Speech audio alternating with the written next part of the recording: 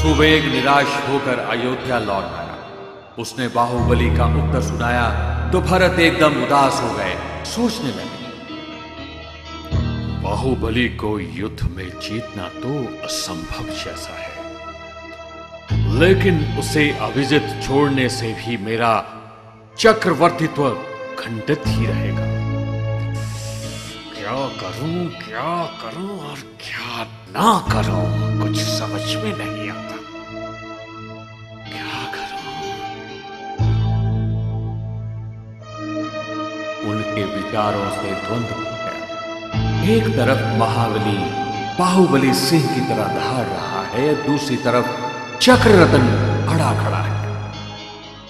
आखिर कुछ सोच विचार के बाद भरत ने सेनापति को युद्ध के लिए प्रस्थान करने का आदेश दिया।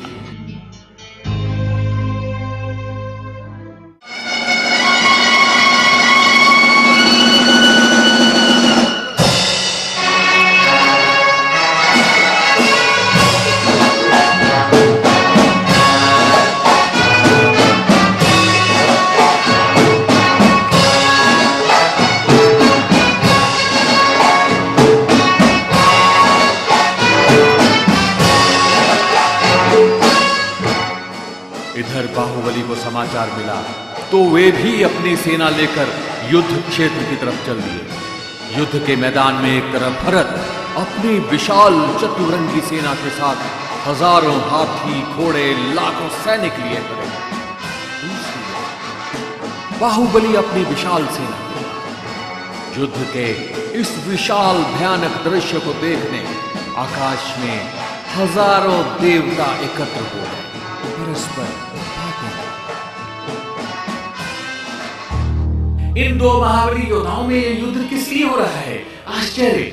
जगत को क्षमा और शांति का पाठ पढ़ाने वाले प्रभु आदिश्वर के पुत्र भाई भाई युद्ध कर रहे हैं। देवताओं ने इंद्र से निवेदन किया, देवराज, इस युद्ध में समूची पृथ्वी का विनाश हो जाएगा। मानव रक्त से धरती लाल हो जाएगी।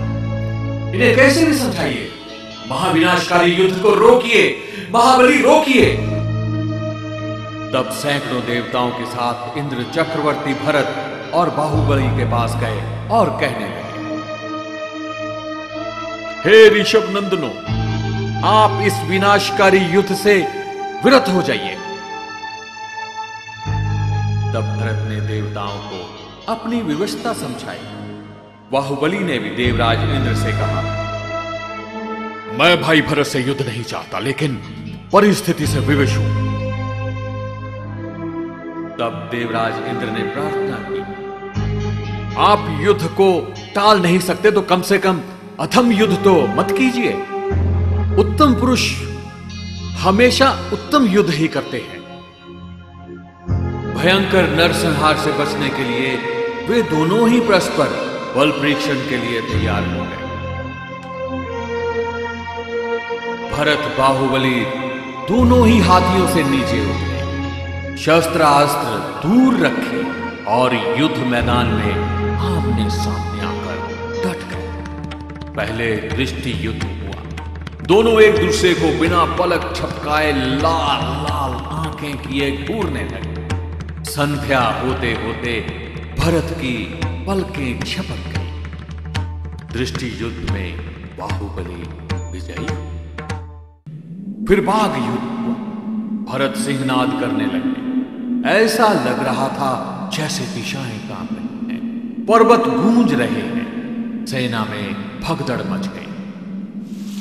फिर बाहुबली ने सिंहनाद किया तो ऐसा लगा मानो धरती फट गई है, प्रलय आ गया।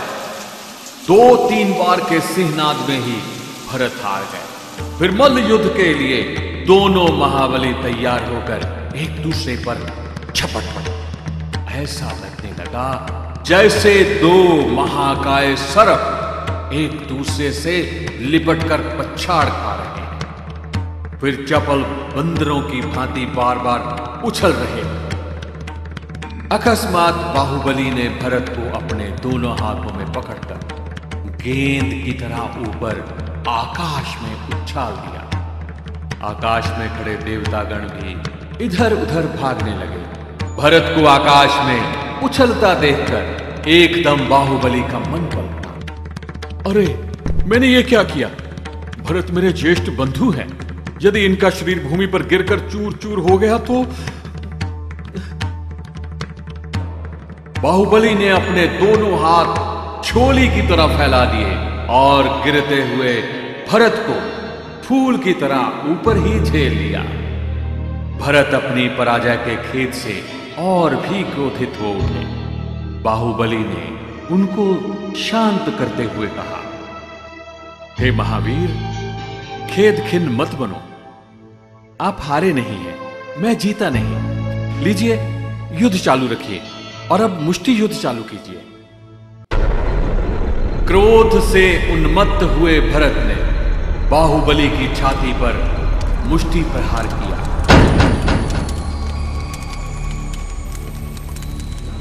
उलटकर बाहुबली ने भरत की छाती पर मुष्टि प्रहार किया तो भरत मूर्छित होकर गिर पड़ा। भरत को गिरते देख बाहुबली चिंतित हो गए। अरे मैंने आवेश में ये क्या कर दिया? मेरे भाई को कुछ हो गया तो? बाहुबली की आंखें डबडबा आई और अपने उत्तरीय से भरत को हवा करने लगे। थोड़ी ही देर बाद भरत को होश आया। वे अपना दंड घुमाने लगे और वेग से बाहुबली के मस्तक पर प्रहार किया। बाहुबली जमीन में घुटनों तक फंस गए। जोर लगाकर बाहुबली बाहर आए और दंड लेकर भरत के मस्तक पर प्रहार किया। भरत गले तक भूमि में धंस गए। अपनी पूरी शक्ति लगाकर भरत बाहर आए। अब उनका क्रोध भयंकर नाग की तरह फूंकारने लगा। उन्होंने सोचा, अब मुझे निर्णायक युद्ध करना ही होगा। बाहुबली को किसी भी प्रकार जीतना होगा।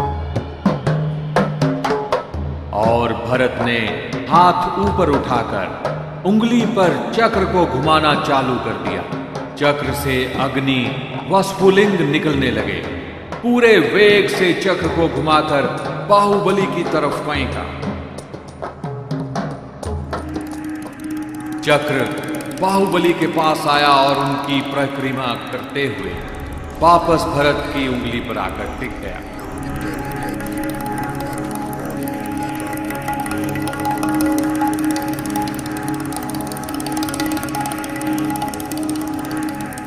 क्रोधित होकर बाहुबली भरत को नष्ट करने के लिए मुट्ठी उठाकर उन पर बाज की तरह झपटे।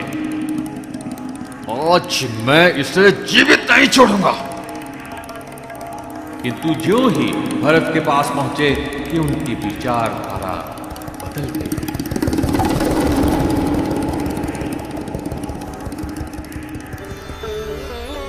अरे मैं क्या अनर्थ कर रहा हूं? राज्य के लिए बड़े भाई को मार रहा हूं। धिक्कार है मुझे, धिक्कार है। बाहुबली को अपने कृत्य पर पश्चाताप होने लगा। वे ऊपर उठी मुट्ठी की तरफ देखते हैं। इसी मुट्ठी से अपने अहंकार का नाश कर डालता हूं। इस क्रोध को समाप्त करता हूं जिस कारण इतना बड़ा अनर्थ करने पर उतारू हो गया हूं। बाहुबली ने ऊपर उठी मुट्ठी से अपने मस्तक के केश उखाड़ लिए और बोले, हे ज्येष्ठ बंधु, मैंने राज्य के लिए आपको इतना व्यथित किया है। मुझे क्षमा कर दीजिए मेरे भाई, मुझे क्षमा कर दीजिए।